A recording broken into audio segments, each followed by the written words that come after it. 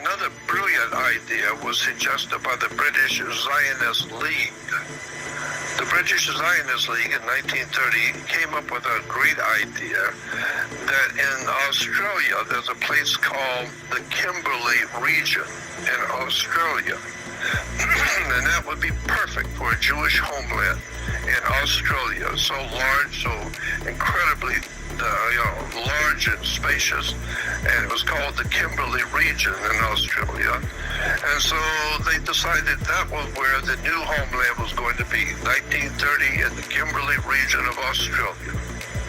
But after thinking about it for a few months, the Australian government officials, they said, no, not in our backyard. That's not going to work. So that one fell apart again. Later on, shortly afterwards, the Premier of Tasmania,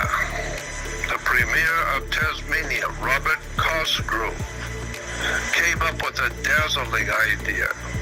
He suggested that the homeland for the Jewish people should be in Port Davey, D-A-V-E-Y, Port Davey area of southwest Tasmania. Now, this is the Premier of Tasmania, Robert Cosgrove, and he said, why don't the Jews put their homeland in Port Davey in southwest Tasmania? That would be a great idea. But he died shortly after the suggestion, and everybody decided, forget it, it's just a bad idea anyway. So that didn't work either. But finally, the Zionist leaders finally had the correct idea. They finally got a good idea.